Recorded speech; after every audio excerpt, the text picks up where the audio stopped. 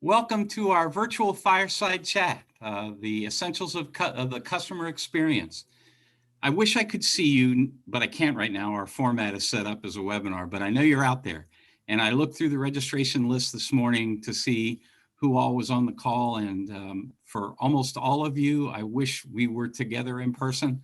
I'm happy that we have the technology to support being able to provide great content to you, but nothing beats live human interaction, and that's certainly true in chamber world. So I miss you all. Those of you that are on this call that I know are here that I've had the chance to chat with recently, just know I treasure the opportunity for us to be together, and I'm looking forward to an opportunity to do that. So let me offer the one editorial comment you're going to hear me share in all of our virtual content coming up. Please wear your mask. Please respect social distancing. Please, when you're able and you're called, get your vaccine.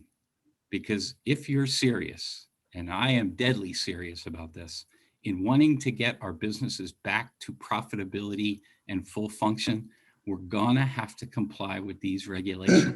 And we're gonna have to get as many people as we possibly can vaccinated against COVID-19. So I'm going to keep saying this because without regard to politics or personal opinion, it fundamentally comes down to I try to be a man of my word. And you've heard me say, I want us to get open again. The only way we're going to do that is to convince the people who are in charge of the decisions that affect our lives that we're taking this seriously. So please continue to do everything you can do to meet that CDC criteria so we can get reopened. So that's out of the way now.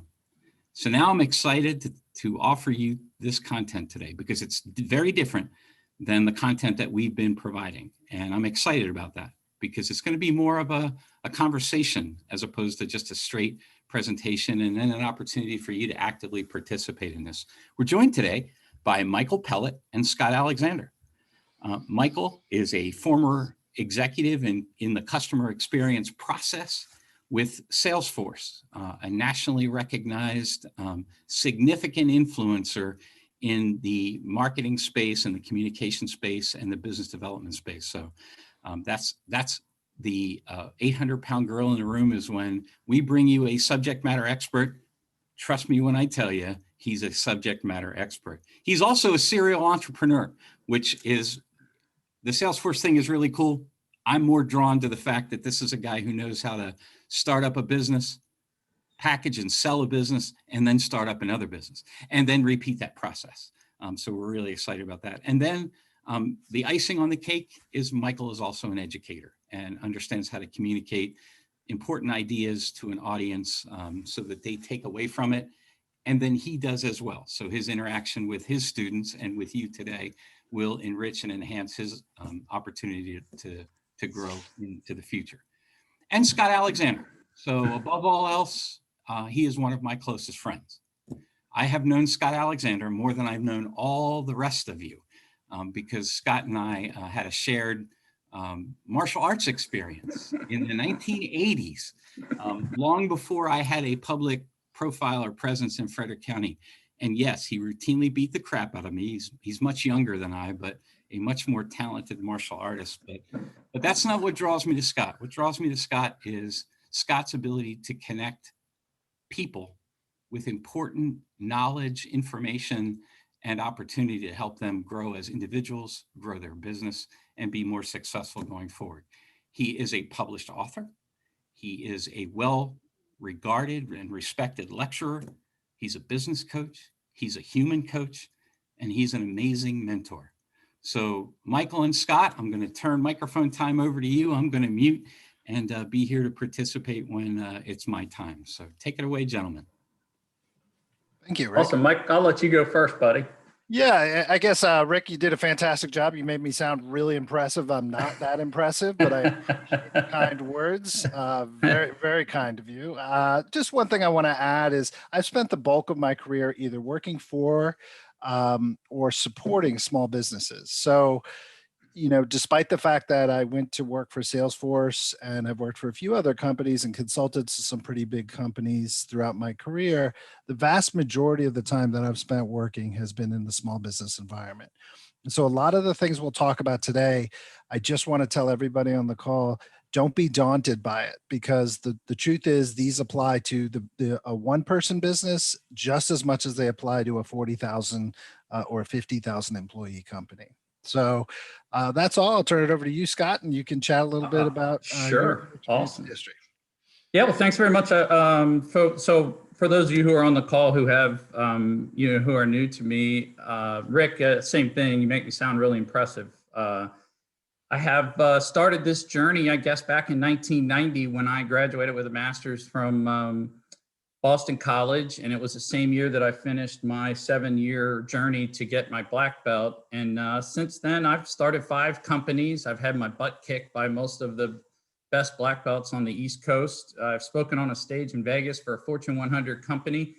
Wrote a book, like Rick said. I've really tried to kind of embrace this whole changing process, if you will. And bottom line is I do long-term development of people and culture. And I have found it to be awesome since I launched that on the next stage of my career. I've been doing it about 10 years now. And it's created a lot of opportunities. And obviously part of that, Michael, as you know, is, when Mike was at Salesforce in the Southeast Division, I did a workshop with them, with his boss at the time, and all the people that were in that division. And that's how we kind of connected on the business end of things. So let me get a couple of real quick things out of the way. We're going to do this. We're going to present a lot of information today, but we have found that it works better if we present it more like a podcast rather than a lecture. So today's format really is Mike and I kind of having a conversation, which will lead us to the information that hopefully is helpful to everybody on the call. Feel free to put questions into the chat where we'll answer them either as they come in, if it makes sense, or we'll hold them until the fireside chat part on the second half of this when Rick will play host. So without further ado, let's get it started. So Mike, what the heck is customer experience? So that's where we got to get started. And I think I like to begin with the textbook definition. So I went to Harvard Business Review, and Harvard Business Review defines customer experience as the internal and subjective response customers have to any direct or indirect contact with a company. And that's a good definition.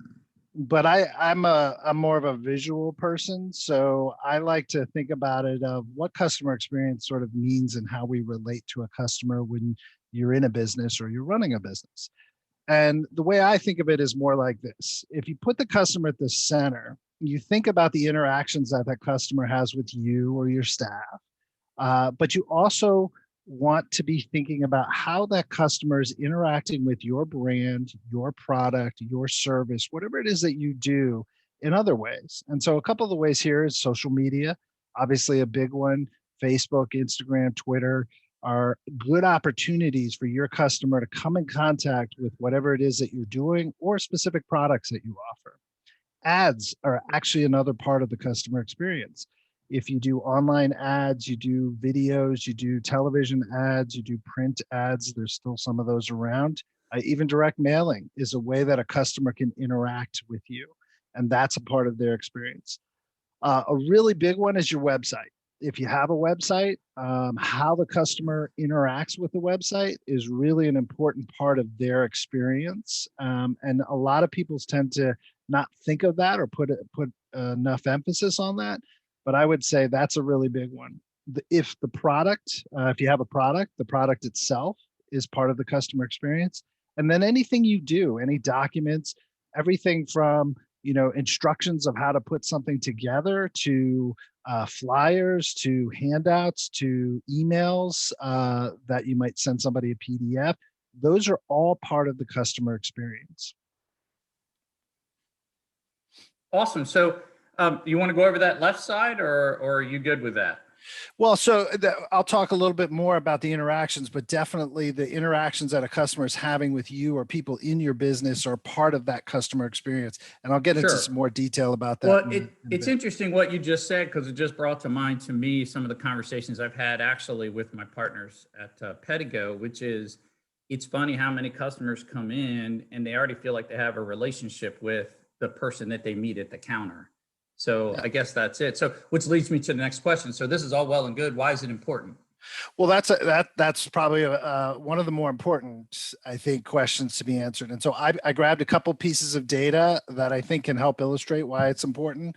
So number one, we know that 84% of customers say that their experience with a company is as important as the products or services that it offers. Now, that's a really important stat. When you think about 84%, that's very significant. I mean, we are 16 percentage points away from 100%.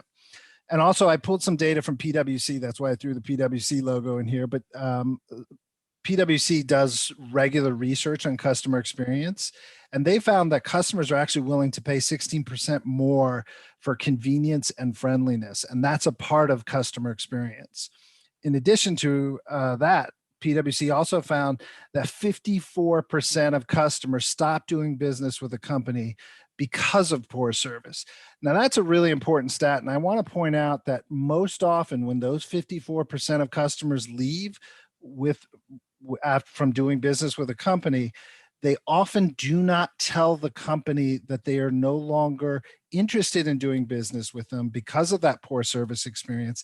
And they often just sort of disappear from that company's sort of understanding of their relationship. So they won't really spend a lot of time explaining why they are leaving. And that's an important stat for companies because companies need to be mindful of that when they are losing customers, how best to find out how that's happening. Interesting. Interesting. So, okay. You want to go with this one? Yeah, I think the other thing we want to talk a little bit about is as we're sort of thinking about customer experience. I think is the customer service question. And so back to what you were addressing earlier, and I think when you were talking about the left side, is a lot of people sort of think that customer experience is synonymous with customer service. I think you and I, when we first started talking, and I was in the customer experience world, some of the conversations we had, were very much around, well, isn't this just the same thing as customer service? And the truth is, it's not. And so that's why I brought this graphic back up. Is that when you think about customer service, you really are thinking about those elements that involve human interaction. Now, it can be face-to-face, obviously, can be on the telephone, but it also includes emails. It could even include social media posts.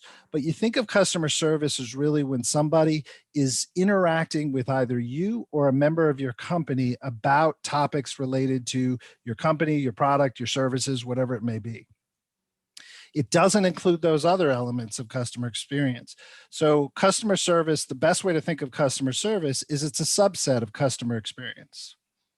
Interesting. So, I mean, obviously, like you said from that previous slide, we lose a lot of business without knowing why we lost the business. And it usually has to do with these three areas that you've put up here. Is that correct?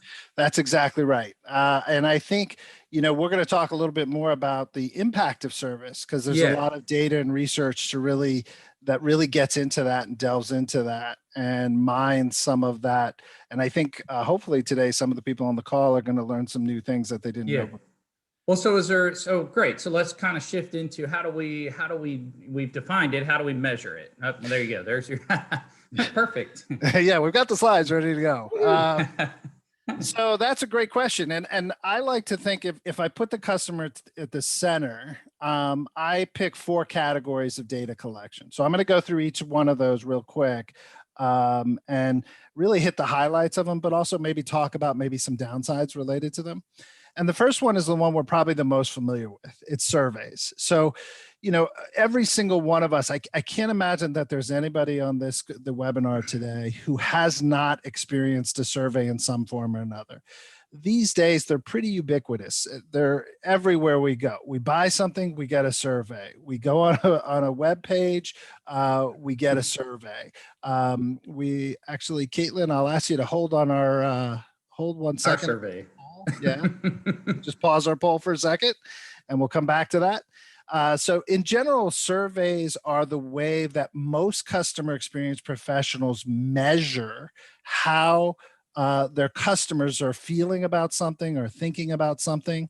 The downside with surveys is that we are entering a period where a lot of researchers are studying this idea of survey fatigue. We're just getting tired of surveys. We're tired of seeing them. We're tired of filling them out. And what that has created is two real factors. One, there's a very low percentage of response rate. These days, on average, survey response rates are in the 1% to 3%. And that's really low because that doesn't really give you necessarily a representative sample. And then there's this other aspect of surveys, which is called survey bias. And what it means basically is that somebody who's actually completing the survey has already made their mind up about your product or service and are using the survey either to just sort of say good things about you, or worse, to really to focus on a specific support or service issue that they have. And so in the customer experience world, as we take a step back and we look at surveys, we want to make sure that certainly surveys have a place, but we want to be careful about the types of surveys that we do. And we want to make sure that we're just not overdoing it with surveys. The second area that we want to focus on is market and demographics. And market and demographics are really having an understanding of what's going on in the ecosystem and environment around your business. A very simple example is if you sell a product that's tailored to seniors, for example, or to teenagers, you need to understand where the demographics, where those people are finding out information about your product or services. You need to understand who the types of people that in that particular demographic group respond. And you also need to make sure that your market is there down the road, 6 months, a year, 2 years down the road, that your demographic is continuing to grow. I think market and demographics are the one area where a lot of customer experience professionals tend to take that area for granted. And I see that in working with a lot of different companies, that they often run into some pitfalls because they haven't spent the time to gather some data there. And a great example of demographics and market factors is COVID. I think COVID had a huge impact on all of us, whether it was our personal lives or our professional lives. And that's the type of thing that when something like that happens, having a clear understanding of what your demographics look like and what the market factors look like can really be the difference between success and failure. The next thing that I like to think of in terms of areas to collect data are behavior. And I break it down into three categories. The first, shown by the person with the packages, which we're seeing a little less of these days, is the physical aspect. So if you have a store, if you have a restaurant, how does the customer interact in your space? Is it easy for them to get access to the products they want to get to? Do they feel comfortable in the space? Is it welcoming? Those types of things. And you can gather data points from just watching where people go when they first walk through the door. That's a data element that you can collect. Another aspect of behavior, of course, is social media. What are they saying on Twitter? What are they saying on Facebook? And there's a lot of tools out there that enable you as a business to actually listen to that information. So if somebody posts something, a lot of big companies will look and have monitors of what's being posted about their company, about specific products, and they'll actually try to respond in many cases. And the last element of behavior is your own website. And that's actually, I think, as I said a little bit earlier, a lot of companies don't spend as much time as they probably could on their website. So understanding, are you using your website to its best effort? And are you watching how your customers navigate through your website, whether they're learning about your product, whether they're getting service, whatever it is that they're doing on your website? That's an element of behavior that you can collect data on. And then, of course, the last thing, which we've been talking about, is really the customer service aspect, is the interactions. And I think a lot of companies forget that those are great opportunities to gather data from your customers. So the most obvious example is if you walk into a business and somebody's ever asked you, how'd you hear about us today? That's an example of somebody collecting data. And that's very easy to just write down that information or have a little chart where you can put a tick mark every time somebody says, oh, I saw an ad, or somebody referred me, or I got an email. Those are ways that you can begin to gather some data points. So those are a couple of ways. Those are the four main categories that I like to focus on in terms of data collection and analysis. So you want to throw the poll back up there now, Mike? Yeah. So now, Yeah. Caitlin, let's fire away with that poll. We have a poll for you. And our first poll is, my company is currently collecting at least one piece of data about the customer experience. And so while you're filling that out, go ahead and fill that out. We're going to talk about a few more things after the poll. And I think... well, let me ask you this, Mike, sure. if I could, while they're doing that. So you put 4 out there. I mean, a lot of people, I would imagine, we know that the demographics of the Frederick County Chamber of Commerce is it's overwhelmingly small business. If you had to pick just one of those 4 areas, what's kind of the most important one in your opinion? Well, so I'm actually going to talk about 2, and okay. I'm going to focus on first the survey, and I want to explain something to somebody because I think this is a big thing that a lot of customer experience talk about, and this is also people who are just passingly aware of customer experience. Is this in the surveys? There's something called the Net Promoter Score. Now, you may not have heard the term NPS or Net Promoter Score, but what you probably have heard is the question. And the question of a Net Promoter Score is, on a scale of 1 to 10, how likely is it that you would recommend a product or service to a friend or colleague? And the way I'm going to break it down for you so you can understand what this question is doing. Now, before I get into the details, I'm going to say to all of you that I believe, as a customer experience professional, that many companies spend a little too much time focusing on this number. But it is a useful number in terms of understanding how your customer is thinking.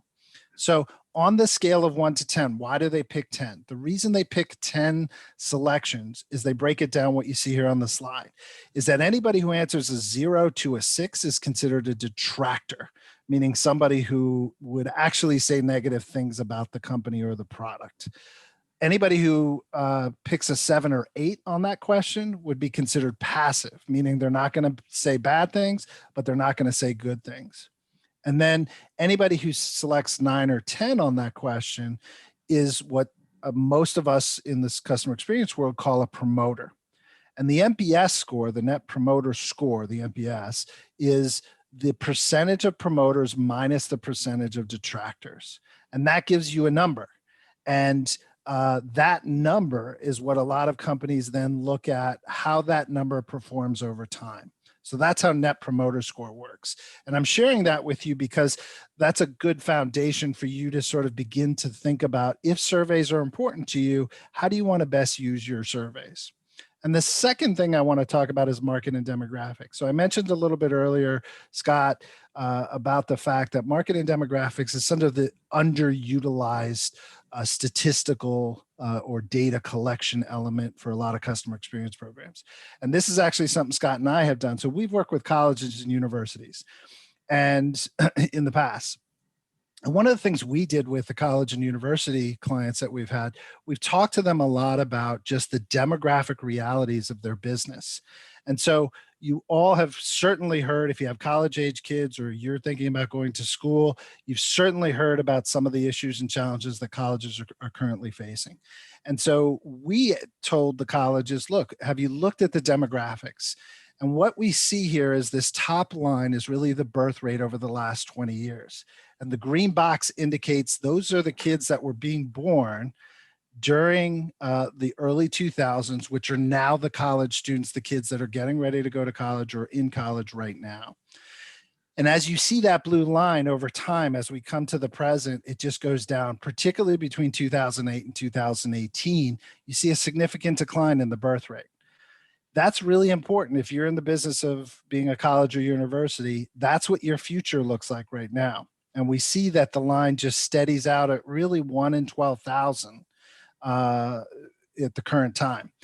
The bottom graph basically shows the percentage of change. And as you can see, pretty much for the last 20 years until 2019, the birth rate was decreasing. Each year it kept decreasing. So this is a great example of how a business, any business, whether it's a small business or a big company, can think about the market and demographics in terms of data collection. And now, Scott, before we jump into our next topic, let's take a look at our poll results. Oh, sure. All right. So 75% of you, I'm impressed. 75% of you are currently collecting at least some piece of data. I think 25% no, that's good. You know that you have some work to do. And I would say that it's definitely worth starting to collect data if you're not already doing that. If you're not the person who necessarily is in a position to drive that, I'd strongly encourage you to start this conversation among the people within your company. Awesome. Great. Well, Mike, so great. So we've kind of gathered some information now. I know you and I have had lots of conversations about the relationship between customer experience and effort. So let's kind of move in that direction. Let's talk about effort and what that has to do with customer experience. Yeah, I think, so if there's one Bible, if there's one book that you need to read, it's going to be The Effortless Experience. So if you go to any customer experience conference, and I've been to a fair share, you see people speaking. I have literally been to conference where every speaker gets up and they reference this book. So if customer experience matters to you, I think this is where you want to start. So the book was published in 2013. It's called The Effortless Experience, and it's written by this gentleman, Mac Dixon. I actually met Mac Dixon. I was lucky enough when I was working for Salesforce, they sent me to a conference to hear him speak. I had a conversation with him after he spoke. I eventually hired him to come to Salesforce and do some work for Salesforce, and we've since developed a friendship. Great guy. This is really a great book. If you're in the sales world, I will tell you that he also wrote a book called The Challenger Sale. And so if you're familiar with that, that's a very famous book that a lot of people in the sales who are on the sales side have read and really appreciate. So let's talk a little bit about what the effortless experience tells us. Now, I'm going to say I am way oversimplifying his work here today. There's a lot of data in there. It reads like a good academic study. There's a tremendous amount of data, but more importantly, there's a lot of great stuff in this book about how you can go about changing the way that you do business. Now, I will also emphasize that the book itself is highly focused on the customer service and support realm. But it doesn't mean that there are lessons in there that you can't apply to a lot of other realms within different companies. So just bear that in mind.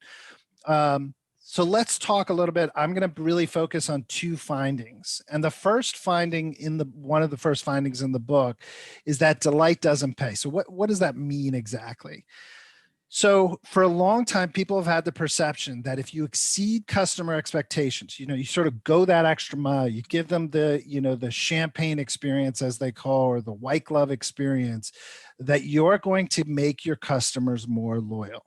That's generally what most CEOs believe. And I would say probably the vast majority of us, if you're not familiar with the effortless experience, probably, that makes logical sense. If you meet customer expectations, they're somewhat loyal. If you exceed their expectations, they get even more loyal. Well, the reality is that actually that's not the case. And this is what the effortless experience really drilled into, is they began to look more closely at loyalty.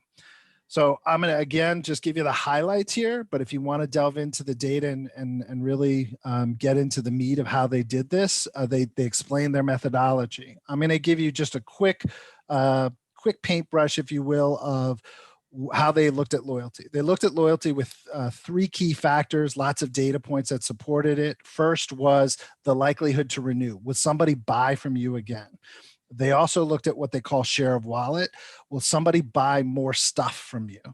And the last component that they looked at was word of mouth, which is things like the NPS score, or the NPS, which is the are you willing or likely to refer our product or service to a friend? So those are the three components, and they crunched a whole bunch of data, went through a lot of companies, I think talked to several 100,000 customers of different companies to gather this data.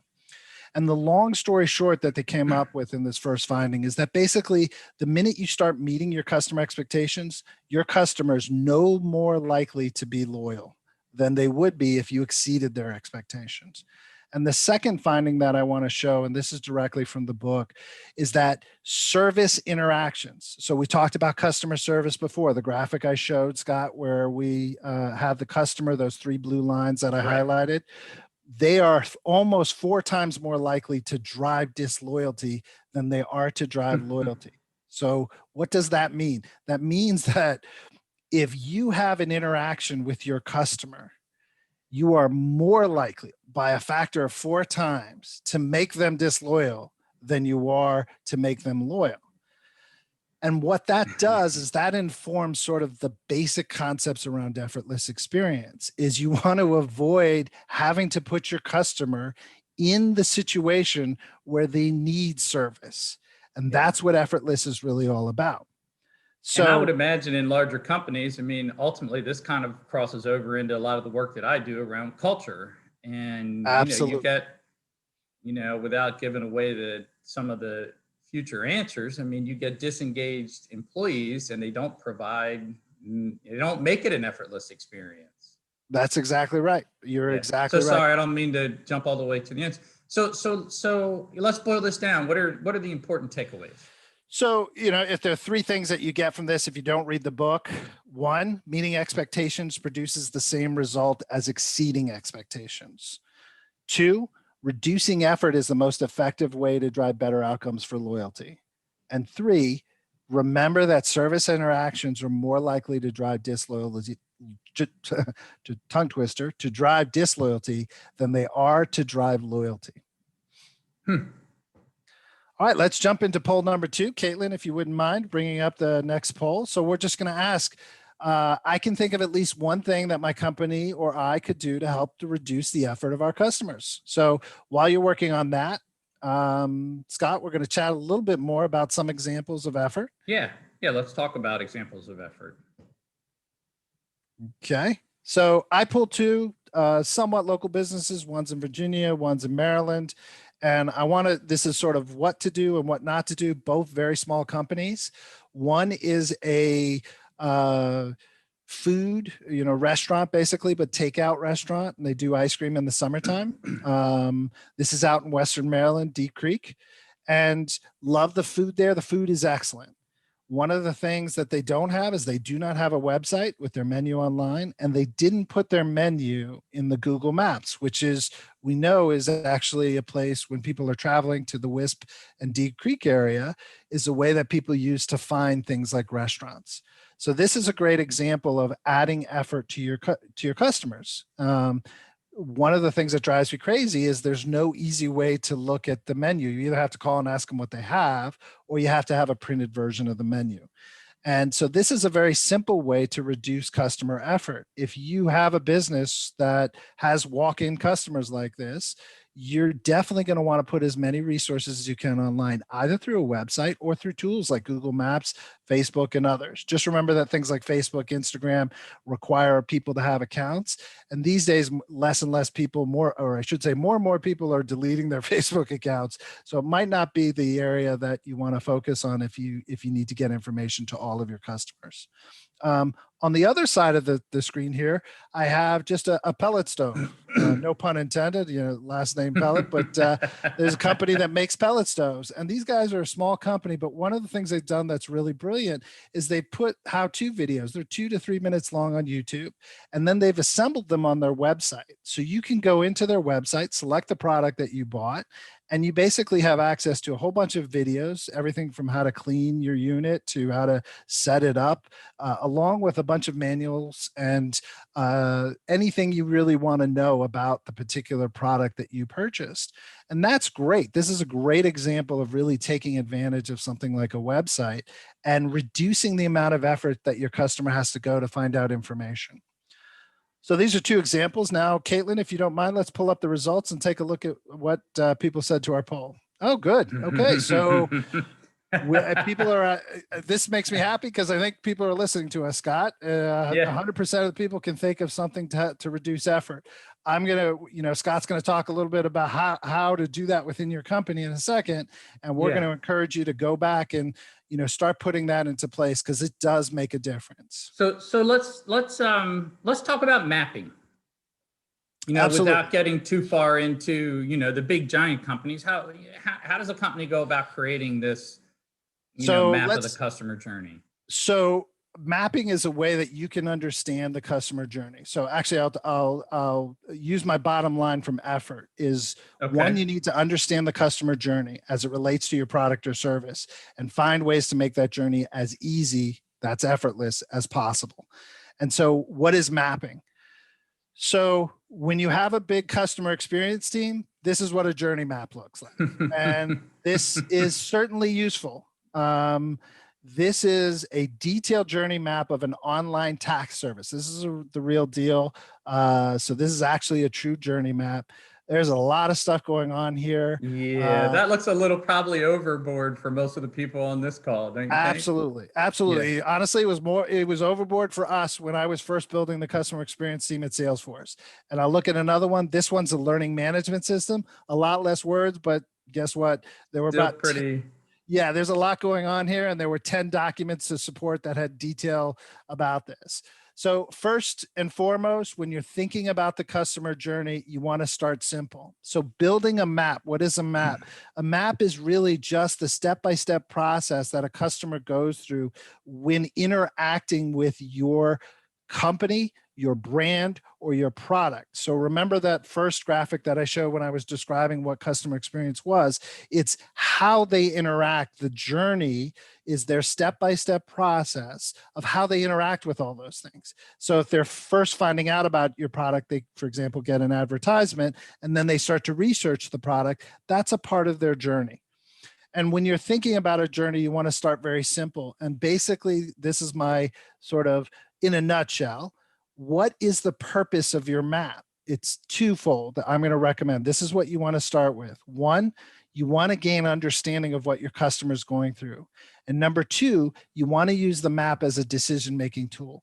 It helps you understand what's going on with the customer so you can make choices about what you should or shouldn't be doing for your customer. And if you focus on these two elements, you're going to be successful in the mapping process. And I'm going to tell you, when we started with Salesforce, that's what we did. Now, as we moved on, we got more complicated maps like the first two that you saw, but this was our first cut of the map that I created when I was starting with the customer experience team. And the reason for this was most people hadn't even heard of customer experience when I started. And we were trying to build a program. So we had to educate people on the value of customer experience. What we did here is we basically picked 3 phases of the customer's life cycle.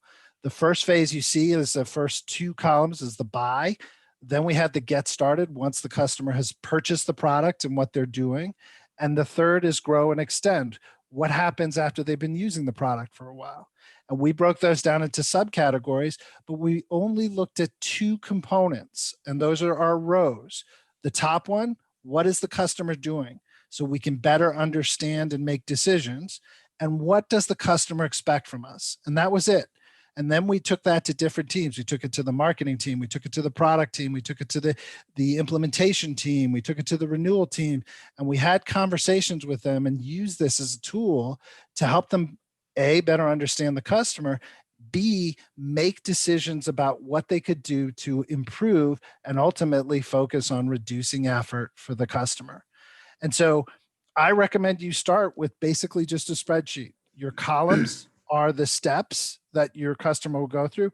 It could be as few as 1 or 2, or it could be as many as 5. I wouldn't go more than 5 to begin with.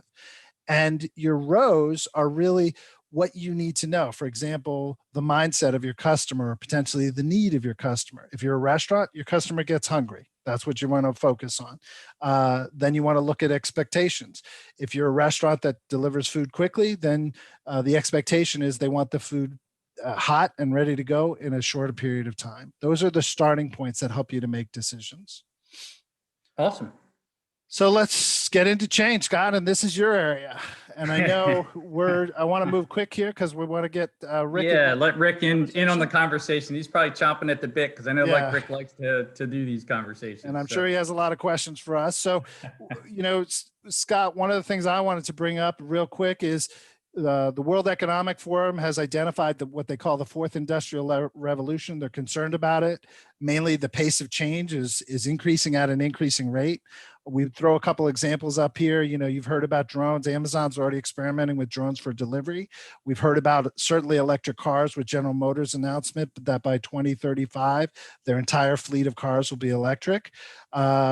We've heard about virtual reality and augmented reality affecting everything from like how surgeons do work to how they do service on oil rigs.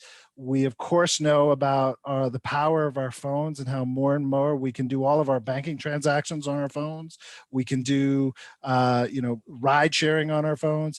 And of course, we talked a little bit about the restaurant business. I think COVID has accelerated some of the things that were happening already in the restaurant business. I think our takeaway here is that the pace of change is really increasing at an increasing rate. And oftentimes we don't see those changes that are happening front and center. They're downstream effects. And my favorite one to talk about is the electric car example, because that's going to have an impact on everything from how gas stations function to how we travel, to where we stop, to where charging stations will be located, to also garages, to how mechanics will work on cars. Because the future of electric cars is there's going to be a lot less components than an internal combustion engine. And that's going to change the face of a whole industry of parts supplies, mechanics, and how that work is done. And so those types of impacts are the change that's occurring. And really, customer experience is about being able to change and adapt your business to the needs of your customer, which ultimately is about a culture of change. And so I like to use this graphic. It's very simple, but as the customer's perspective change, you got to be where they are moving to. And that's really about building that culture. So Scott, I'd like you to sort of share with us some of the things that you work with companies. Yeah, sure. So let me tell you everything I do in 3 minutes or less. I think ultimately, Mike, the way that we've walked through all of this really points to why customer experience and culture and leadership are so intertwined with each other. Ultimately, how do you build a culture of change starts with the leadership. And we're not really wired to embrace and seek change. We're kind of wired to embrace and seek status.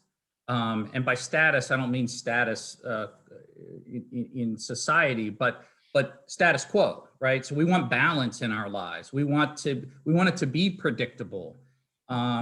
And so when we're talking about organizations and cultures of people, and this is why I laughed when you said, the worst thing you can do is have your employees interact with the customer. That actually drives disloyalty.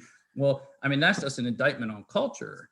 And, how do you develop that? Well, I mean, ultimately, this is about working with individual leaders to really, truly understand their drivers and their values and what they're trying to create in their company, which is a complex conversation. And then, your typical things that I'm sure you've run into in companies, the tools of the trade are the biggest ones are mission, vision, values. Do you know what you are doing? Do all of your employees understand what drives your behavior when you come into work every day? Are the values that we are building this company around, are they the basis of the decisions that we make? And what typically happens with mission, vision, values, and I'm sure you've seen this in bigger companies for sure, we create a team, we go through a process, we gather input, we create a beautiful looking mission, vision, value sheet, and it goes in a notebook. And then you start asking employees, what are the 3 values that we operate on? And they go, I don't know. What are the mantras we operate on? I don't know. What drives our customer experience and interactions? Well, I don't know. And then we get to a place where our employees they know what they do when they come in, and they have a routine. We all know this is how we're wired. We have a routine. Most of us get up at the same time every day. Even if we turn off our alarm, we'll get up at the same time every day. That's how we're wired. We'll eat the same relative 2 or 3 things for breakfast, and we'll probably go to the bathroom at relatively the same time. And that's what we seek, is this routine. And with the pace of life and the pace of change accelerating, certainly in the last 25 years, and I don't see an end in sight, how do we build that into our companies, and how do we nurture it? And most of the time, it's funny, it's really the same process. We build that mission, vision, value because we want to have a better culture, but then we seek stasis. We put it in the notebook, and we go back to following our routine. And of course, we'll review it once a year on January 15th, because that's our process. Even that is kind of not changing and adapting. You may have to review it 3 months from now when COVID hits and we can't, look at what the companies that really did a great job were able to pivot quickly and embrace that pivot. I know I worked with a number of companies where when they pivoted, most of their employees were able to pivot with them, but some of them resisted that pivot. The things that they had to do differently in order for the business to sometimes just survive, certainly at first, but some of them have really thrived with that pivot. So Yeah, that's right. Yeah, absolutely. And you've seen it obviously on a large scale. Some of those companies weren't, Amazon didn't have to pivot at all. They were already COVID friendly. But a lot, I mean, if you look at some of the restaurants in the restaurant industry that pivoted from, they had never packaged a meal to be carried out. And 3 months later, they're doing a robust carryout business. That's not to minimize how hard it was for them to pivot to do that. That's a whole different business model than an experience sitting in the restaurant. So I like to use mantras as guardrails, so that customer experience. So if a customer calls me up and I have them on the phone and my mantra is the customer is always right, I'm going to interact differently than find a way to yes, if that's my mantra, or live by our values might produce a different, because some customers aren't the right customers for your company. And I can get into a lot of that stuff, but honestly, because of time, I'm not going to do that.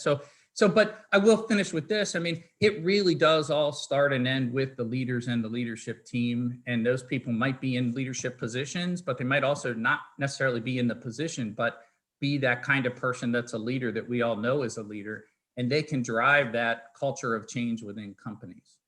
So, yeah, and I think, Scott, I want to add to that. When you go to customer experience conferences, the number one topic of discussion among people in my industry is really all about how do we influence our leaders to adapt, to change, to understand these concepts of customer experience and put them into practice. Yeah, that is I'd the imagine. number one topic of conversation.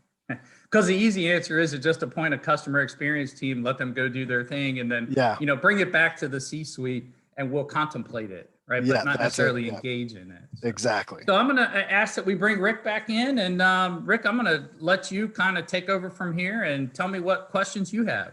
Great. So as we said at the outset, attendees, please chat in your questions or use either the Q&A function that Zoom allows or a chat. Because we really would like to hear from you if you have specific questions. But let me just offer as validation our own chamber story, right? So 3 years ago, we decided to undertake a mission, vision, core values effort, and we were committed to not shelve it in a leadership notebook, but to make it a part of who we are and what we do.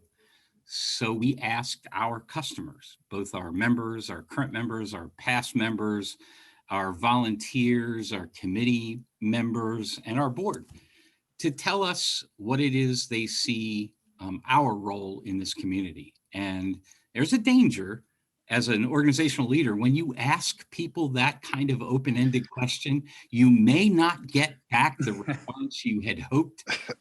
So there is some measure of risk here, but let me validate everything Mike and Scott have talked about with our own experience, your own chamber's experience. So those stakeholders, and there were hundreds of them that provided answers to those structured questions that we asked, told us their expectation in terms of who we are was totally different than what we assumed it was over the course of our 100 years experience, 115 or 18, whatever it is now, years of experience, right? We were the B2B networkers. We got really good at that. You wanted to meet, a manufacturer, we could put you two together better than anybody. But that's not what our stakeholders came back and told us. They saw our role in the community. It was much higher than that, at a much higher level in terms of influence of public opinion and advocacy for change in regulatory behaviors, and just not what we expected and not what we were aligned to do and not what our services were structured to provide. So when we got that feedback and we took it seriously, our board took it seriously, we literally changed how we do what we do, recognizing that those stakeholders weren't just playing us, they were describing exactly what they expected. This webinar is evidence of that, right? So there are some of you out there that are participating in this webinar right now. And when you saw this pop up and 20 some of our members signed up for that, including some non-members, signed up for this webinar, it's because you were driven by the recognition that things have changed and will continue to change, right?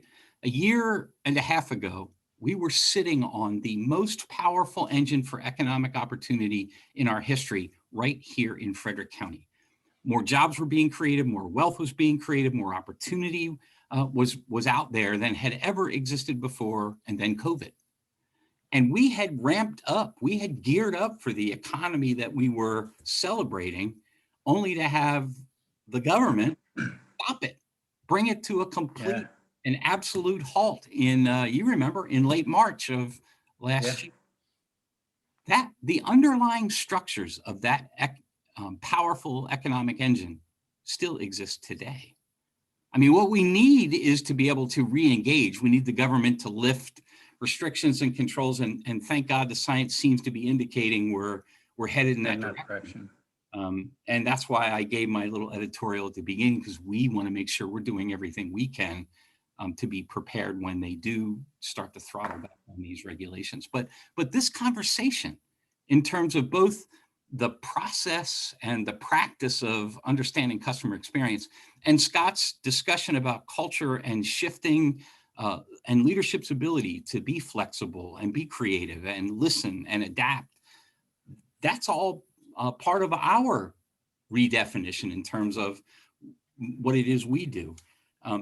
In our current environment, so the COVID clouded environment, being able to communicate and understand what your customers expect is way more important than it was pre-COVID. And I believe it will be going forward, right? So I'm looking at the year ahead. Go ahead, Scott. No, I was going to say, I mean, look, if we waved our magic wand and all restrictions were lifted today at midnight, there are still customers who would be comfortable coming in. There are customers who wouldn't be comfortable coming in. And the question becomes not one of, okay, well, this is how I ran my business pre-COVID. Let's go back to that. That ship has sailed. Now the question is, what do my customers want now? And continue. I mean, that's a never ending, like you're alluding to, Rick, it's a never ending process. I mean, it's a constant cyclical gathering of information through what Mike's talking about, figuring out, what is it that we're doing? How do we do it better? How do we make it easier for the customer? And that all starts with, Rick, kudos to you. I mean, you're the one driving that for the chamber. I do see a chat question in there too. Actually, I want to get to it. I'll add one thing real quick. And Rick, I think to your point, there are a lot of Scott and I were just talking about this the other day. COVID in many ways was an accelerator, not necessarily, certainly it was a game changer, but I think people think of it as like, well, that's the reason everything changed. But when in fact, a lot of industries were already changing. So you look at sort of the restaurant and the fast casual food trend, right? The people are just not sitting down. Restaurants are realizing that the economics of fast casual is actually better than traditional sit down, because you can serve 20 people in the time it takes to serve one person. COVID accelerated that. There was already the trend for people to move towards bringing the food back home and eating it back home. COVID accelerated that. The entertainment industry, the movie business, people were going to movies less. They were buying these massive screen TVs, and they're starting to consume their entertainment at home. So that's affecting, those were trends that were already happening. And when COVID happened, they just sped up really quickly. And I think, just to add to where those things then, kind of intersect. I mean, how many years ago was it that you had Reed Hastings at Netflix saying, look, we're going to not only create content rather than just let you rent movies, but I want to release it in the movie theater on the same day that I release it on Netflix, because it's two different customers. Yep. He was talking about that 5 years ago. Right. And everybody said he was crazy. And everybody said, right. And he got blackballed from the movie industry, right? Because that's not their model. Or 20 years ago in Jeff Bezos. Yeah, exactly. An alternative selling to books. brick and mortar retail. With just books. I mean, he started out with books, and that's, and I think the lesson, and this is why customer experience is so important. The lesson is that your customers will move faster than the industries. And my favorite example is Kodak. We're all old enough to remember Kodak as the juggernaut, employing 300,000 people up until the late 1990s. By the early 2000s, I'm talking 2003 to 2010, by that period of time, Kodak had shrunk to 6,000 employees. And they failed to see what was coming with the digital photography revolution. And their entire business model was built on film processing and cameras.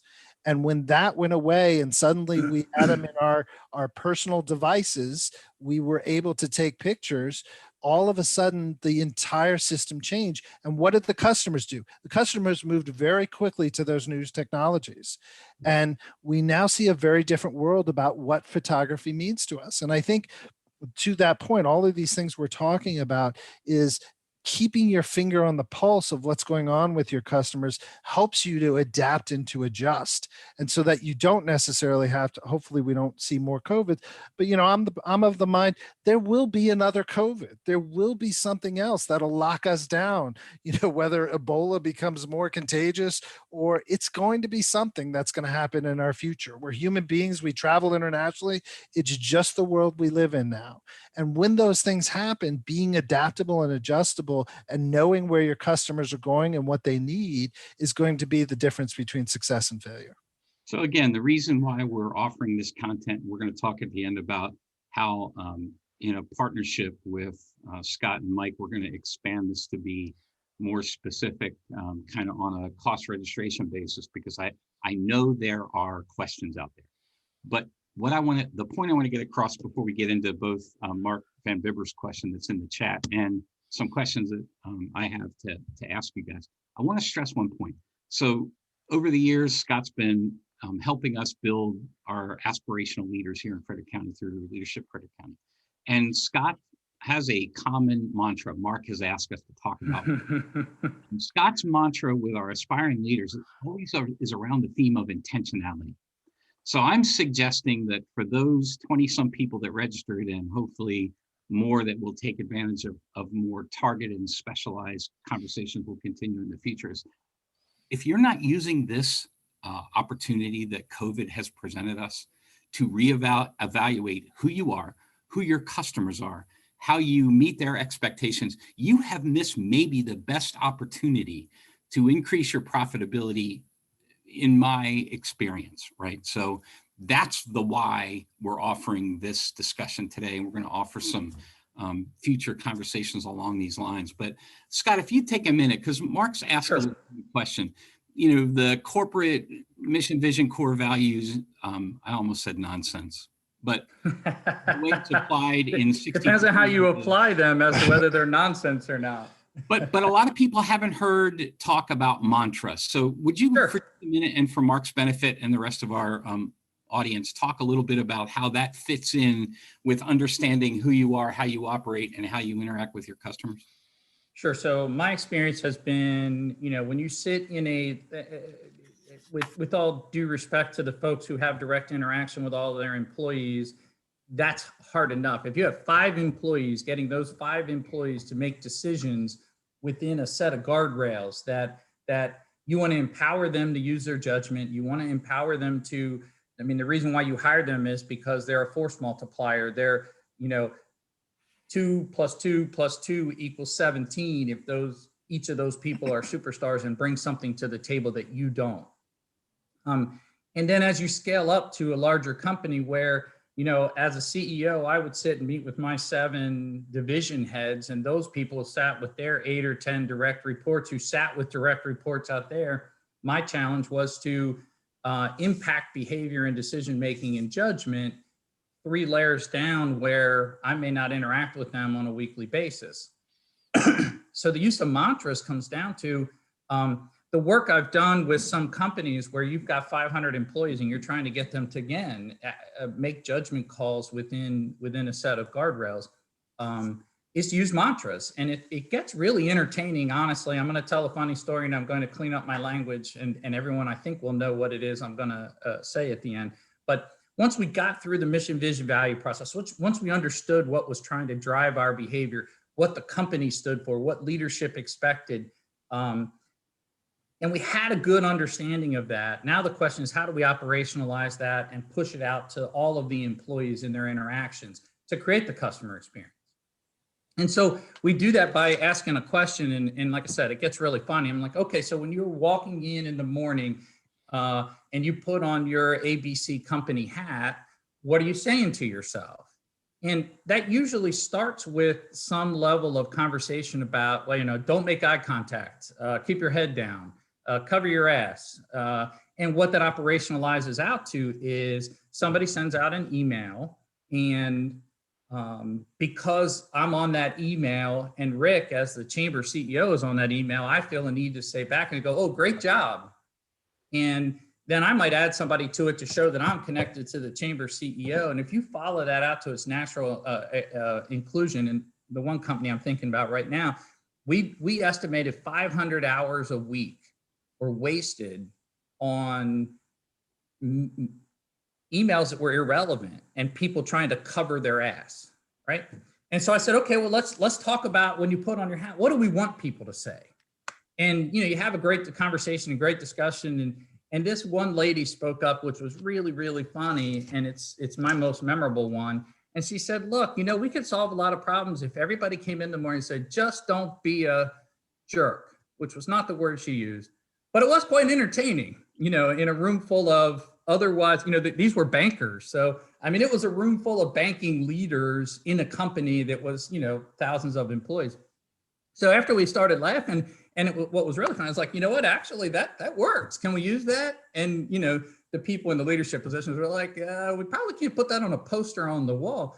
But when you operationalize that mantra, don't be a jerk, it means that when somebody in the cubicle farm down there sends an email and you're like, oh, screw that bitch, you get up and you walk down and have a conversation. You don't fire another email off. When the customer calls up and they're obviously having a bad day, just don't be a jerk. You know what? I hear you. I've had days like that too. And then your customer experience, your customer interaction changes, because I'm trying not to be a jerk. In all of my interactions, don't be a jerk. So that mantra has a way of creating. So now let's define what it means to be a jerk. Because Mark, I guess, addressing you directly, the reality is, no matter how many policies and procedures we put in place, no matter how much work we do, no matter, I don't care what company it is, we're faced hundreds of times a day, maybe thousands of times a day, where we have to use our judgment. Now, we know it's not okay to call somebody a name. We know it's not okay to, right? We know the outer limits, but within those outer limits, we have to use our judgment call all the time. And the question is, are we intentional about it, Rick? That's my favorite, because if I'm being intentional about what I'm trying to create, then I'm more likely to create it. And so, I guess without going too much further into it, Mark, that's what I mean by mantras. If we can get our employees kind of singing from the same song sheet, then all of them are going to make different judgment calls, but they're going to be within a narrower margin of what's acceptable within our culture. Fair Well, enough? Scott, Go ahead, Mike. Scott, I was going to add to that, in the customer experience world, that's really what you're trying to achieve. You talked about judgment. And really in the end, as your customer needs change, you need to be adapting and your employees need to be adapting. And if they have good judgment, they're going to make good decisions. And instead of thinking about too rigid of their hierarchies or, well, it's not my job to update the website, right? Right. But the customers are complaining about the quality of the website. So that's not my job. I'm not going to worry about it. Good customer experience is about connecting those dots. It's about working cross-functionally to make sure that, okay, I work over here in this division. I'm not responsible for the website, but I am dealing with the fallout of what happens because our website has problems. And that's really what customer experience is all about, is being able to connect those dots and saying organizationally, how do we work together to solve that problem to help the customer? And when you do that, that's to your point, Scott, it's about teaching people to have judgment. And it's about sort of tearing down those barriers and walls. And typically the barrier to what you just described is that we haven't created a culture that embraces and exactly. And likes not only change, but conflict. Yep. Because now when you come to my department and you tell me I got to work on the website, I go, who the hell are you? This isn't your department. Yep. That's exactly right. If the leaders have not created a situation where when you come in and you go, holy shit, I had no idea. Yeah. Well, now we're going to solve a problem together instead of having an ego contest between us. That's exactly right. And that's where leadership plays a role and culture plays a role. And I would suggest that this COVID pause is the reason we're having this conversation in this manner, in this structure, this content. And it's true whether in our audience today, financial services advisor, owner of a very successful automotive repair business here in Frederick County, insurance agents, nonprofit CEOs, this applies to you. You, within your own business, have had to make adjustments that alter how you face your customers. Taking time, pausing and listening to this content and figuring out how to integrate it into what you do could literally be transformative for your business. So let's get into a couple questions. Sure. Okay. So the first is maybe the 50,000 foot level question. So I know that we have chamber members and non-members on this call, on this Zoom call, who haven't the really first idea how to implement a customer experience program. So what are some of the challenges, Mike, that you see facing our partners as they get excited by what you've said, both of you, and decide they need to spend some time, energy, resources in this area? What are some of the challenges they might encounter? So that's an excellent question. I think, the first challenge is it seems like a huge mountain to climb initially. Particularly when and believe me, I've been, as we talked about earlier, Rick, I was a small business owner. I knew what it was to do to get by on, the beer budget, but you had to give the champagne experience, right? And, when you don't have a lot of money, you don't have a lot of resources, and you got a million things on that to-do list, this tends to begin to fall by the wayside, particularly when you're looking at your business and you may already be generating revenue. So you may be thinking, well, look, I've got a good customer base. Why do I need to be worried about this? I think that's actually the time when you should be the most worried about it. So one of the big obstacles is sort of being complacent. I think the other thing is really psyching yourself out. When I talk about the word data collection, a lot of people sort of freak out a little bit, but I'm not talking about getting into detailed decision analytics and building AI engines.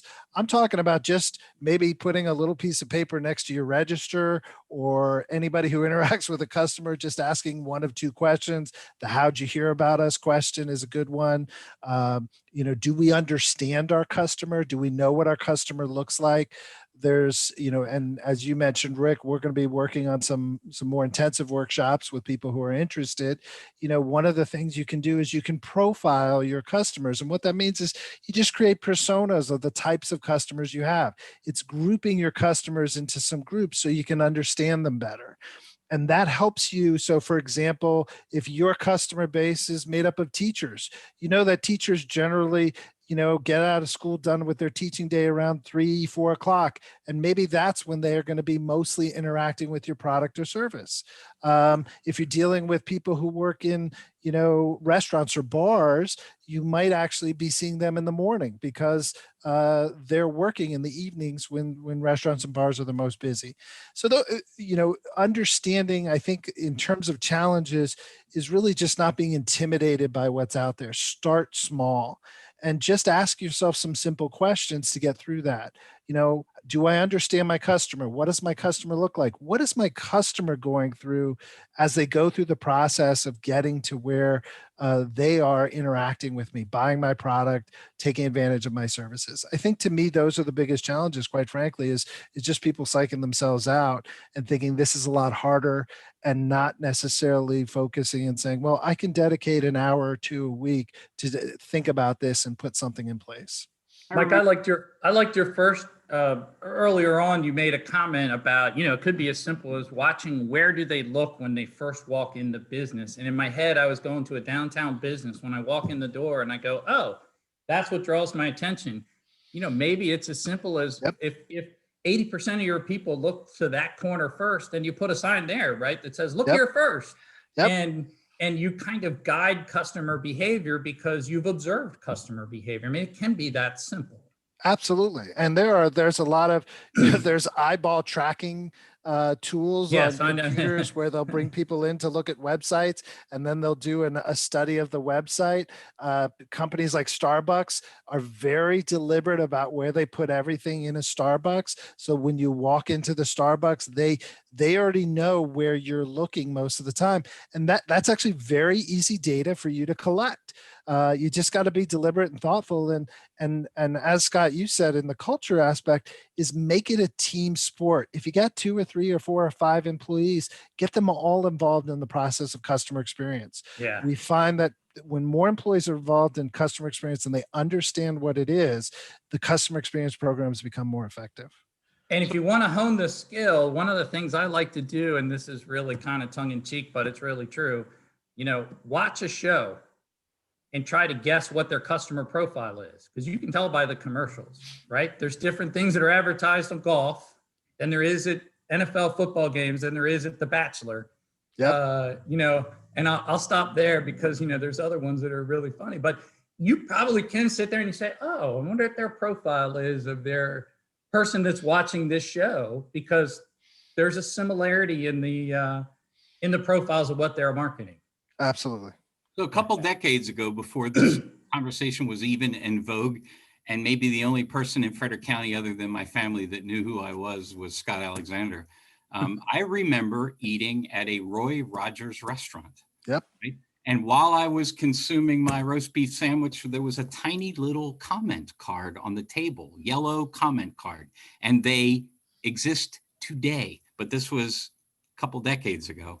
Yeah. I filled out that card and included contact information. And the CEO of the company, Jim Plamondon, actually called me. Again, I had no public profile. Nobody knew who I was. I was just a guy that commuted down to the Pentagon every day to work. Jim Plamondon called me at my home to follow up on the comment card that I doubt that Jim has the ability, now to communicate with every customer, but I promise you, if you want to be contacted, that company's value recognizes the importance of that customer transaction and satisfaction. And let's be clear, he called you at home because cell phones didn't exist yet, right? they did, but they were in a big bag and they were cumbersome. So look, the power of the two of you is, Mike, your deep subject matter understanding, the data to back it up, the analysis in terms of how to turn these programs from talk into action. And Scott, your understanding of what it takes to lead, right? The characteristics that define the difference between a manager and a leader.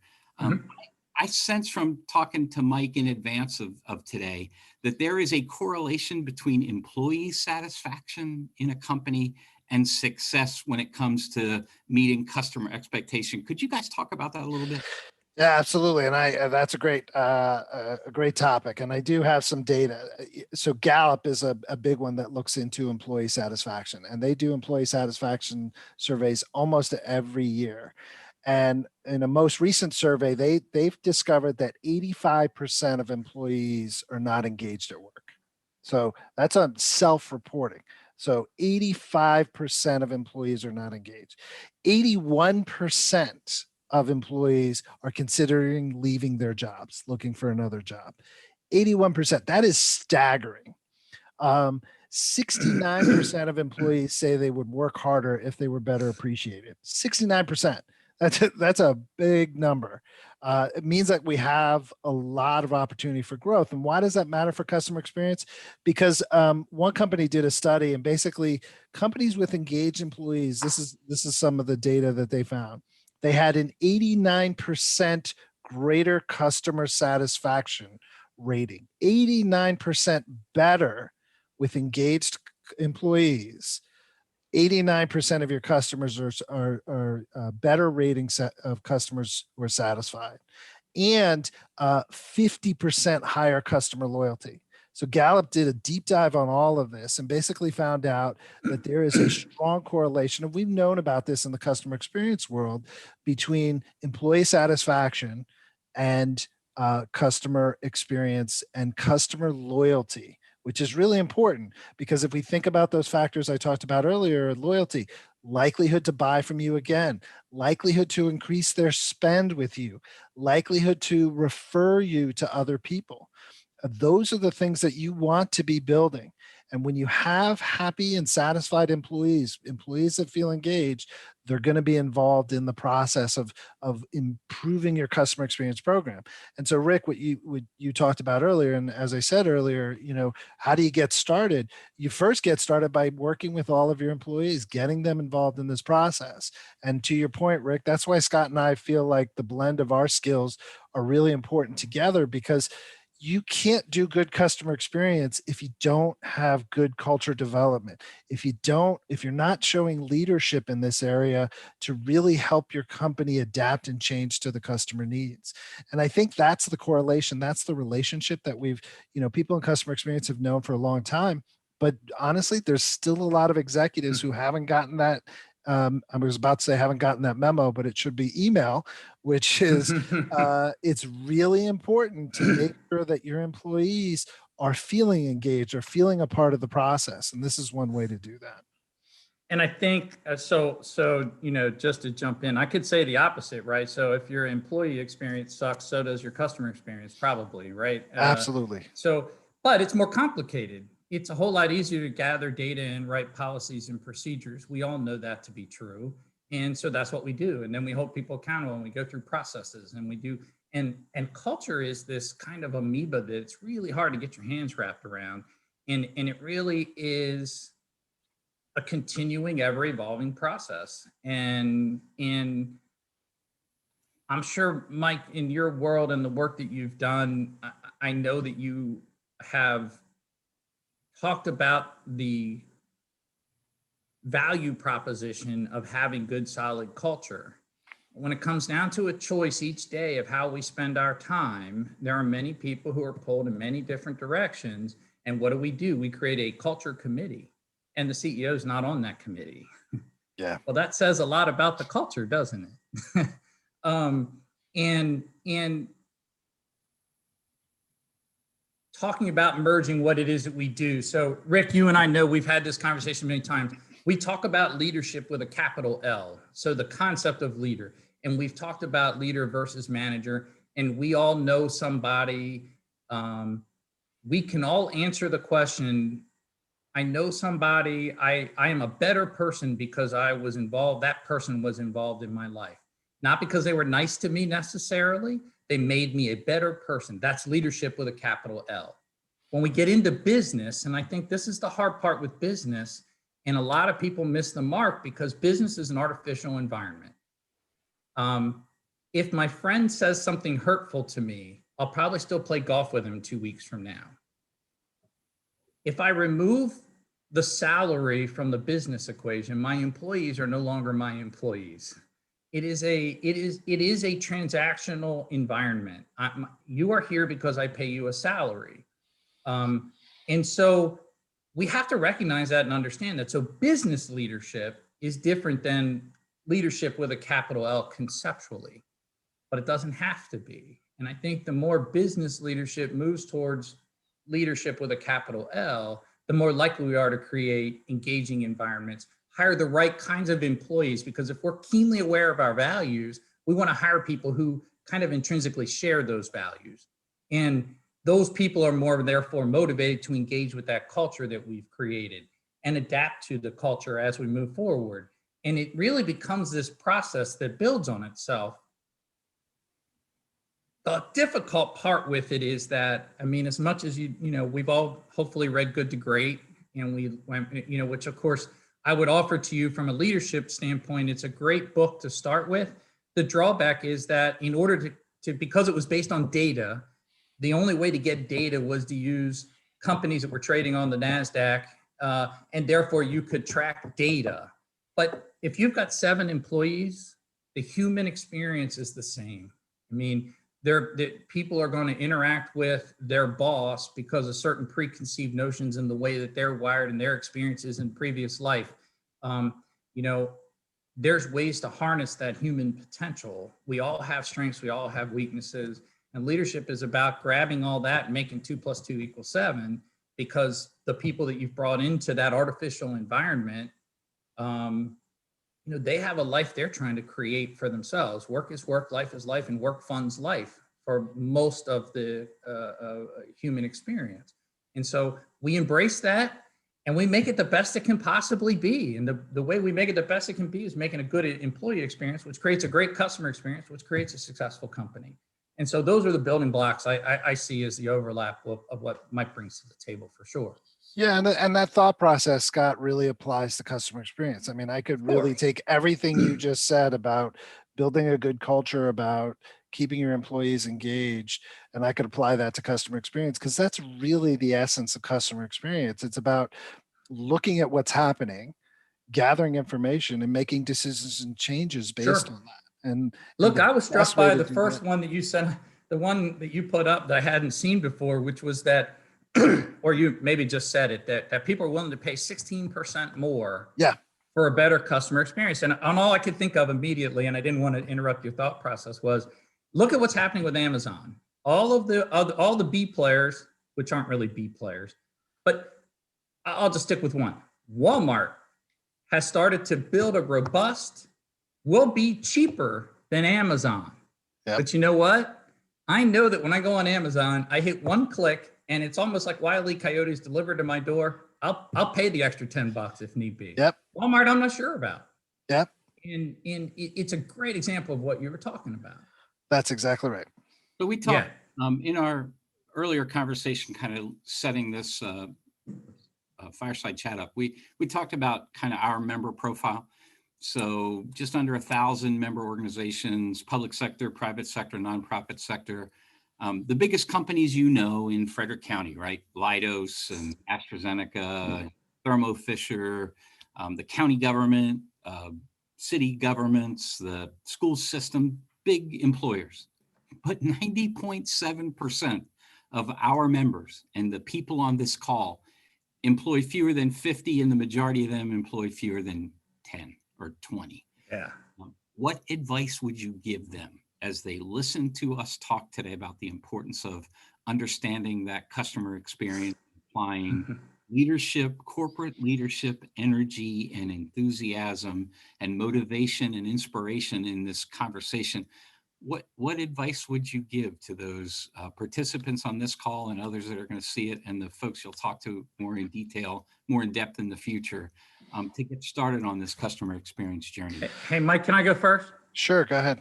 Is that okay? Because then I think I can lead that into you pretty good. So know why you're in business, know what values you're trying to create, have a fuzzy vision about what you're trying to create in the world, whether that's for yourself, for your family, for your employees.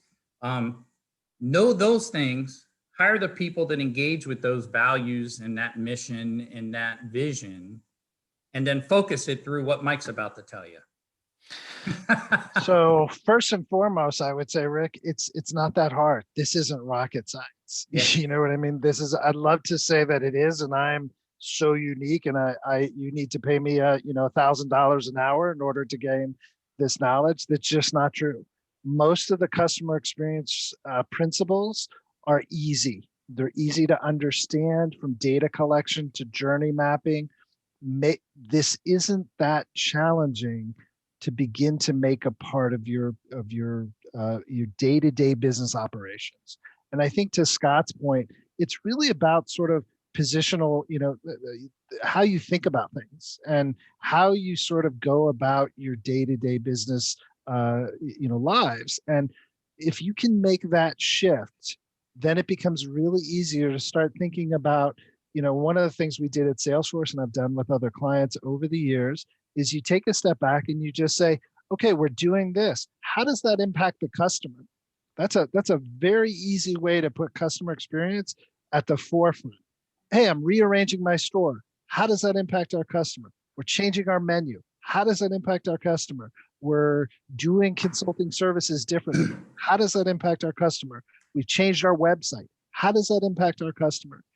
That's a very easy way for you to just get started and to make this a part of your day-to-day thinking. Certainly you can get more sophisticated, and we showed some images of really complicated journey maps. That's absolutely something you can do down the road, but you don't have to start there. And I think, to your point, Rick, most small businesses, I remember what it was like. I was working from about 7:30 in the morning till about 9 or 10 o'clock at night every single day. And part of the reason I went to work for Salesforce was because I actually had to work less, because running my own business was not giving me the time to spend with my kids. I wanted to coach their sports teams. I wanted to be there and watch them grow up. And Salesforce enabled me to do that. And I think, when you're running a small business, taking a step back and saying, you know what, I can allocate an hour or two here in this area. And if all you do is sit down and say, okay, do I understand what's going on with my customer, and how can I make that experience better? You're headed already in the right direction. And certainly we can get more sophisticated with mapping. There's all sorts of ways to do that with data collection. There's all sorts of ways to do that with trend and market analysis. There's certainly things you can do there as well. But again, it's an easy thing to get started with. Don't psych yourself out before you take that first step. So in the last couple minutes that we have together, at least for today, as a way to whet the appetite of both our participants today and the people that will watch the recording the Zoom as well, you've worked with some really big companies that everybody on this call will know. Can you talk about how some of those takeaways in that experience, and you can do the same, Scott, could relate to the people that are on this call or the people that are going to watch this Zoom to build some excitement and enthusiasm for future opportunities to delve a little deeper? Yeah, absolutely. So, I've worked with, actually recently I was on a call with L'Oreal, really big. Most people don't even realize how big L'Oreal is, because L'Oreal provides a lot of the makeup for the high-end brands as well.